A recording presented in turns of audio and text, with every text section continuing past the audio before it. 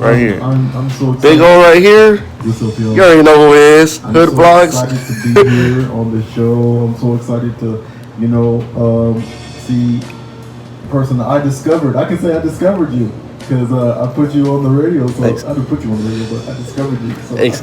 I'm glad to be here just to see you finally doing your show. Exactly, because of this guy. I don't know if you guys can hear me right on the microphone. We just got a new keyboard, so Yeah. we're testing it out. This guy right here, Big O, he got me into the show. Remember that part where I said about Donald Trump? That's the thing that got me famous on YouTube. Oh wow! Remember that racist thing? Oh yeah. Yeah, because he's being raised against us. Yeah, and now Yeah. Roseanne was, you know what? It's crazy. Roseanne tried to be racist, and she got canceled. I always say cancel. They were not having it. These days, you can't say everything that you really want to say. You got to be careful. You got to be sensitive. You got to be loving to people, because a lot of people. That's what we need. We need in this world. We need a little bit of love. Everybody's so busy hating on each other and trying to get what we can get. It's time for us to start loving each other. We're all created by one person, by one God. We all come from one God. So it's time for everybody to start, loving everybody. But you got to remember this. Some people come from different countries, so they believe in different gods sometimes. Yeah. But us, we believe in the same God. Yeah. We believe in the same God. Like hood blogs like. So hood blogs. What about you? How do you get started on the YouTube? What brought you like that idea? What gave you that idea? Well, because I was kind of like doing my own stuff in neighborhoods that people wanted to know more about, And I figured if I'm already here, I might as well start making videos, kind of have like side hustle, in between whatever else I was doing, So that's how I started my channel. I have two channels. One is in Russian, one is in English. Russian channel was like the first one I started, and yeah. Do you want to say something in Russian to your people? They're gonna be watching on YouTube. If you can speak it. I can say like привет всем, кто смотрит. Okay, all right, Hood Vlogs, man. This guy right here. When I first saw him, I saw.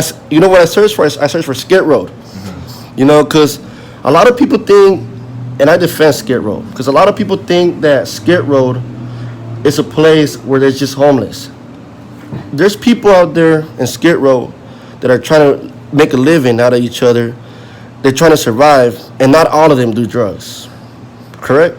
Well, like Skid Row is really special because you do have a lot of drug abuse. You have a lot of mental illness, and but if you start looking at like every person who's there, like the history and stuff, like you will find out a lot of like parents end up there. People from good families, firefighters, nurses, doctors, lawyers. Like there's a lot of people out there, so it's a really different environment, over there. I'm gonna tell you something. I've been actually living in Skid Row off and on for like 14 years, and I'm not a drug addict. I've never been a drug addict. I've never done drugs. I get up and I go to work every single day. I live in a building where there's drug infested, but I still get up and I do what I gotta do every single day. And so not everybody in Skid Row is mentally ill or drug addicted in tents and going out and being crack whores. So I'm living proof that you can actually live in Skid Row and be positive. Oh yeah, definitely. That is correct. Because I think I have the sound effects on the radio for mine. But can you guys hear me a little better now? Oh yeah, we can hear you. Yeah. So I'm a little deaf sometimes. You know me. I'm all like get a little nervous right here, and I'm. But yeah, Skid Row is not like when people hear Skid Row, right? They see it as like there is dope going on, Yes, but that's every hood. You go to Florence Firestone, you go to Westlake, you go to everywhere. That's everywhere. Every hood, every country has that. So when people hear Skid Row, they get scared.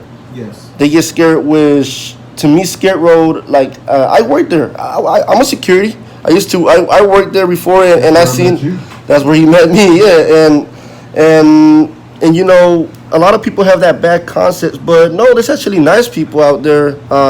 Hood Block's good. There's a lot of nice people, but it doesn't mean that you should let your guard down. True. So I mean, I've seen a lot of stuff on Skid Row, like a lot of stuff. You know, daytime, nighttime. So you still gotta be careful. Pretty much anywhere you go to, anywhere in Los Angeles, anywhere in a big city, you gotta be careful. But again, like I said, there's a lot of mental illness over there, and it's sad that you have people staying in tents who are mentally ill, and then you got drug dealers who take advantage of that. That's true, because at the beginning, police used to just deal with mentally illness at the beginning, which they said it was easy for them. But now that we got this drug flow going on, you even see people that are not homeless right there, and they act homeless. Correct? Yes. Yeah, like But you know what? Famous stores come out there too. There's famous people that come out there and get their drugs. Snoop Dogg. Snoop Dogg. Snoop Dogg. I'm saying anything about you. Snoop Dogg. I think there's a lot of other, because I saw one famous person, can't really tell you who they are. They were in a limousine, and one of the drug dealers just came up to the limousine, gave them their drugs, and they just sped away. Yeah, but that's as much as we could talk about this, because we don't want to get into that details. But yeah, just put it this way: if you ever visit Skid Row, what do you advise people? Well, my thing is, if you want to help anybody like down there in Skid Row, I think the best way to do it is maybe go to one of the missions, like Union Rescue or the Midnight Mission. Just go inside and ask people, like the staff, like how can we help this neighborhood, because a lot of times, like let's say if I'm bringing blankets down there when it's cold, and I just start doing them out on the street, a lot of times people will sell those blankets right away, So I'm there, like my intent is to keep somebody warm at night, and the blanket is going to disappear, So it's like, I think the best way of doing it is just go to the missions and ask them, how can we help you guys, what can we do, because they have some programs where you can come and cook, serve food, there's like different things you can do, and they can introduce you to the neighborhood, explain things that you might not be aware of, Also, there's an officer, his name is Dion Joseph. You can get in touch with him. I don't have his phone number, but just not Google him, just like send him a Facebook message or anything like that. He gives, if you want to give some money, because what he does is he provides hygiene kits for people. I know they're gonna sell that too, but hygiene kits always help, because by people serving food, they can, like he said, they can sell the food, or they can just leave the food all messed up and all this stuff like that and make a better mess. It's better if you just give them hygiene kits. That'll be better. Yeah, Deion Smith, Joseph. He's Deion Joseph. He's very well known there. Like people on the streets, they know him. Pretty much, that's how it is. Like if you kind of hustle there on the streets, you kind of know all the cops already because they pass by you like all the time, But this guy, he's there like shaking hands and giving hugs. People give him hugs. He's really like out there. Got like a lot of like true love for the neighborhood and people who stay there. It's like when I was a security. I'm not sure if my mic could be here though. I hear you. You hear me? Don't even worry about it. All right. Don't just talk. Just talk.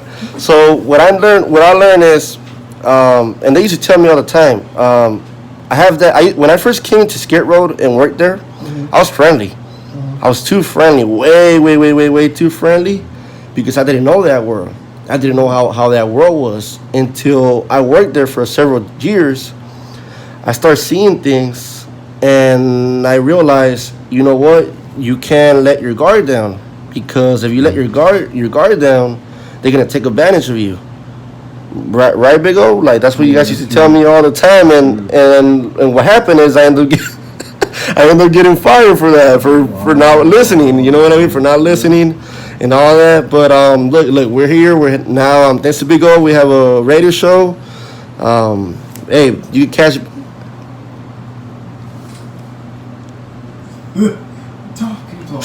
Big O right here was trying to tell me something right here, and I'm all like, huh? But you guys can tune in to curator.org. You guys can listen to us right there. and you can catch him on hoodvlogs. He has 2 versions. He has the you can tell him. Go ahead. Yeah, it's just like that. Pretty much the channel, like you can see a lot of stuff now. It's just if you type hoodvlogs. Yeah, I show Los Angeles, and I want to focus more on showing people who live in the neighborhoods while we show in the neighborhood. You know, so you can have a better understanding of like where people come from. You know, He's pretty much putting LA on the map. That's what he's doing. My He's thing is, I think there's like a lot of misunderstanding. You know, you might see like some nice houses that you think that are nice and like Watts, and then you're like, well, like you guys have nice houses, and you live in California, so why are you gangbang? You know, why are you not getting good grades in schools? But there's a lot to it, you know, and we didn't really